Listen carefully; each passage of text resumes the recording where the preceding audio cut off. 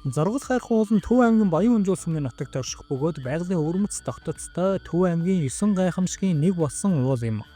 Улаанбаатар хотоос 150 км орчим зайтай, далайн түвшнээс дээш 1668 м өндөр төрөгдсөн Дансрангийн агуй, Баянгийн хэц, агуйт гэсэн ийм 3 агуйтай мөн Тоонтын агуй гэж агуй бий бөгөөд уг агуй руу 80 гаруй метрийн өндрөөс бууж ордог ба аялахад нэлээд эрсдэл өндөртэй газар тооцогддог.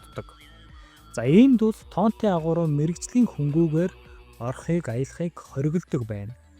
Өөр нэгэн сонин зүйл бол зоргол хайрхан уул нь цул боржин чулуунаас бүрддэг. Өмнөх дугаард танилцуулсан сувраг хайрхан уул шиг баруун сугандаа аршаан булагтай, уг булгийн урд талд нь ширэмэт хэлбэртэй хад, хажууд нь ганц мод ургасан байдаг нь нэн сонин. Түүнчлэн Архан аймгийн Цэнхэр сумын нутагт орших төрийн дахилгатай сувраг хайрхан уул шиг урд талаасаа сувраг мэт харагддаг. Дээрээсээ бол угалц хээтэй мэт харагддаг ийм тогтц бүхий уул байна.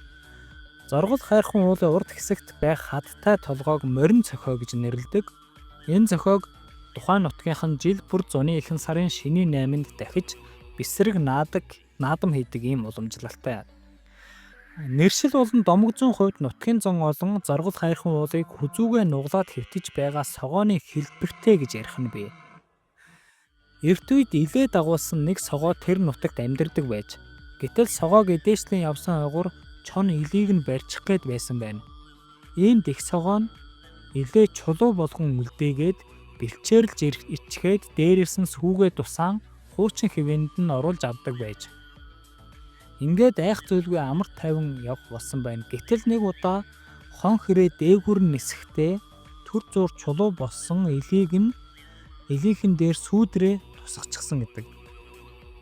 Ингээд их согоо нэрээд сүүгээ тусаагаад илээ босгох гэтэл хэрээний сүүдэрт бузарцсан тул ил нь үрд чулуу болон тэндээ үлдсэн гэх ийм домог байдгийн байна. Өөр нэгэн домог бол эрт цагт өргөн дэлхийг хамарсан маш их цасан шуурга болоход энэ ууланд ядарсан нэг зоргол сүргээсээ хоцорч үлдсэн бөгөөд тэр цагаас хойш уг уулыг зоргол хайрхан гэж нэрлэх болсон гэж бас үздэг юм байна.